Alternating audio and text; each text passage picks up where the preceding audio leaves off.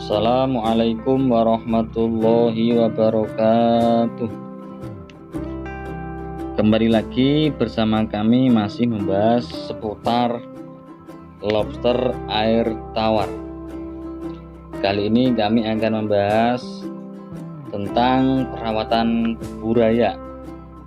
Jadi kali ini kami akan sharingkan kepada kawan-kawan semua pengalaman saya pribadi dalam perawatan buaya. Oke, sebelum kita lanjut, saya ucapkan terima kasih banyak kepada kawan-kawan yang sudah menonton video ini dan berkenan menekan tombol subscribe-nya. Saya ucapkan terima kasih yang sebesar-besarnya. Bagi kawan-kawan yang baru mampir di channel kami, saya mohon untuk menekan tombol subscribe-nya terlebih dahulu. Nah, mudah-mudahan sharing pengalaman ini bisa menjadikan ilmu bagi kawan-kawan semua. Oke, langsung saja kita bahas mengenai perawatan buaya. Jadi konten ini atau video ini khusus bagi yang sudah sukses dalam adaptasi, mengkawinkan indukan, dan sudah ada yang menetas dari indukan tersebut. Jadi kalau kawan-kawan semua belum melewati tahap-tahap adaptasi pengkawinan, ya silahkan dilihat dulu video yang kami yang sebelumnya. Itu sudah dibahas tentang perlengkapan, kemudian proses adaptasi, kemudian proses pengkawinan, sampai proses pengeraman, sampai telur menetas dan buaya siap turun gendong. Oke, yang pertama, untuk anak-anak buaya setelah turun gendong tidak langsung diberi makan. Karena apa? Masih ada simpanan makanan dari cangkang telur. Nah, bagaimana kita memberi makannya? Kira-kira berapa hari atau berapa minggu? Jadi begini, pada saat lobster air tawar sudah menetas dan anakannya sudah turun gendong, kita tidak langsung memberi makan. Kita tunggu terlebih dahulu sampai 3 hari. Nah, kenapa kok 3 hari baru diberi makan?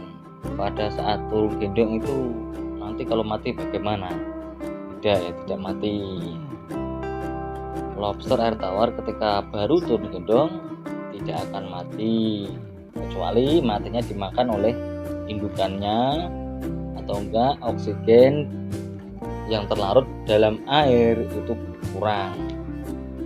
Karena pada waktu turun gendong, baru turun gendong, baby lobster itu masih menyimpan cadangan makanan dari cangkangnya. Jadi 3 hari setelah turun gendong baru diberi makan. Nah, cara memberi makannya bagaimana? Tetap sama dengan lobster yang besar. Porsi makannya 30% berat badan. Nah, lobster ini kan kecil ya, baby lobster ini kan kecil. Nah, jadi kalau kita mau beri makan, cukup kita tebar, misalkan cacing sutra atau kuningnya telur. Nah, kuning telur tadi sudah kita rebus, kita ambil. Nah, kita lembutkan, kita hancurkan, kita tebarkan di kolam rata ya, jangan sampai nggak rata. Nah, kita lihat sehari, kita lihat kok masih banyak sisa, berarti porsi makannya terlalu banyak. Nah, itu juga harus kita perhatikan, jangan kita biarkan. Nanti kalau kita biarkan menjadi gas amoniak. Nah, memberi makan selanjutnya kita harus kurangi porsi makannya. Misalkan kemarin itu kita memberinya 2 butir kuning telur, kita kurangi jadi 1 butir, kita tebarkan. Nah, ketika kok sudah cukup atau habis atau mungkin masih lebih tapi sedikit tidak masalah ya, lebih baik lebih daripada kurang.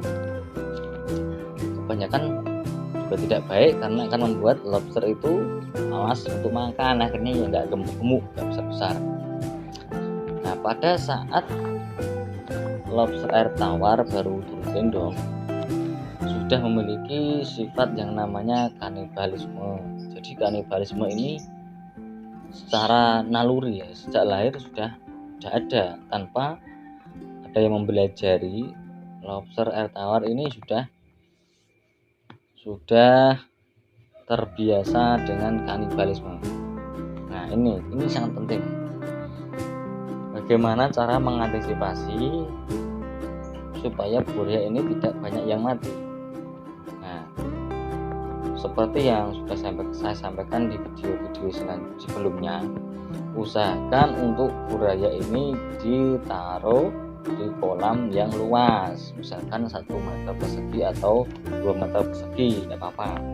Jangan 2 meter, nanti kalau 2 meter malah susah ya, memberi makannya terlalu banyak. 1,5 meter persegi sudah cukup. Kalau saya sendiri 1 meter persegi. Kuncinya kalau kolamnya sudah besar dan banyak tempat sembunyi, nah itu mengurangi faktor kanibalisme pada baby lobster. Nah, kenapa baby lobster itu masih kecil pun sudah terbiasa berantem, mengkanibalisme kawannya sendiri gitu. Oke, jadi itu yang poin pertama tadi, porsi makannya tetap sama 30% berat badan. Nah, untuk pertumbuhannya ini kan cepat, apalagi kita memberi makannya kan protein tinggi seperti cacing sutra dan kuning telur. Nah, jadi pada saat dia sudah makan, nah itu kan 3 hari ke depan, 4 hari ke depan, nggak sampai seminggu itu sudah terjadi yang namanya molting. Jadi sering molting, baby lobsternya sering molting. Nah, pada saat molting itu supaya tidak diserang oleh temannya, nah maka kita perlu banyak-banyak shelter. Boleh pakai SBS, boleh pakai potongan selang yang dimasukkan ke dalam paralon juga boleh. Nah, yang kedua yaitu tadi masalah luas kolam dan shelter ya. Semakin kolam buaya besar semakin bagus karena mengurangi faktor kanibalisme pada baby lobster. Untuk yang selanjutnya, yang ketiga yaitu mensortir. Nah, ini penting sekali. Banyak teman-teman itu yang lalai dalam mensortir. Dalam perawatan buaya ini mensortir sangat penting. Kenapa? Karena pertumbuhan lobster itu berbeda-beda, ada yang cepat besar, ada yang lambat. Nah, yang besar ini harus kita pindah. Nah, waktunya kapan? Terus bagaimana? Nah, jadi seperti ini. Sebelum kita sortir, kita siapkan terlebih dahulu, entah itu akuarium atau box yang sekiranya bisa digunakan untuk memindah lobster ukurannya yang lebih besar. Waktunya kapan kita mensortir baby lobster? Kalau saya pribadi 1 bulan sekali, jadi langsung banyak, tapi nggak ada separuhnya, tetap masih banyak yang sama ukurannya. Yang besar itu hanya 40%-an, yang besarnya itu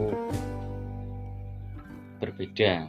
Nah, yang besar itu kita pindah ke kolam yang sudah kita siapkan tadi. Jangan lupa diberi aerator dan jangan lupa diberi shelter. Nah, lobster yang sudah kita karantina, sudah kita pindah, kita sortir tadi itu bisa kita jadikan indukan nantinya. Kenapa? Pertumbuhannya besar, indukan cepat besar pertumbuhannya. Nah, itu bagus untuk indukan. Jadi nanti supaya anak-anaknya itu juga sama seperti indukannya, cepat besar. Nah, yang pertama tadi porsi makan baby lobster, yang kedua luas kolam dan shelter, yang ketiga tadi fase penyortiran. Oke, yang keempat saya ingatkan kembali perawatan baby lobster supaya tidak terkena penyakit. Nah, ini sangat penting juga karena baby lobster itu sangat rawan mati. Kenapa? Masih kecil, cangkangnya pun masih lembut, tidak seperti lobster yang sudah berukuran 3 inci ke atas, sudah keras. Penyakit yang sering dialami baby lobster apa? Yang pertama masih sama, yaitu gas amoniak yang bisa menyebabkan lobster itu lemes. Tidak hanya ekornya saja yang melepuh, sampai cangkangnya, tubuhnya pun melepuh karena gas amoniak tersebut. Yang kedua parasit itu juga bisa menyedot darah dalam tubuh baby lobster. Caranya menanggulangi bagaimana? Nah, kita lebih baik antisipasi ya daripada mengobati. Caranya bagaimana? Setelah kita memberi makan atau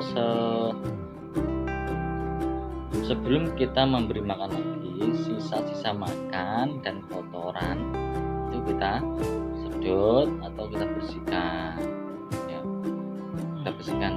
Nah, tanda kutip, jangan sampai airnya meluap. Karena apa? Dengan meluapnya air itu tadi bisa mempengaruhi kesehatan baby lobster. Karena baby lobster ini tidak seperti lobster yang besar, sekalipun diupek-upek aman. Kalau baby lobster ini ketika kita tidak berhati-hati dalam menguras, dalam membersihkan, ini bahaya. Soalnya dari pengalaman seperti itu, ketika saya mengambil sisa makanan, kotoran, saya serok itu ternyata setelah itu ada 5-6 ekor itu mati. Sebab apa? Sebab itu tadi kotorannya itu pada meluap semua, jadi petak. Nah, hati-hati ya, saya sarankan hati-hati. Karena apa? Lobster ini sangat rawan mati karena apa? Masih kecil ya. Oke, saya ulangi lagi ya. Lebih baik kita mencegah daripada mengobati, supaya lobster kita bisa tumbuh dengan sehat dengan baik. Nah, tadi ada 4 ya. Pertama, luas kolam itu sangat berpengaruh terhadap mengurangi faktor kanibalisme. Yang kedua, makan porsi makan 30% berat badan.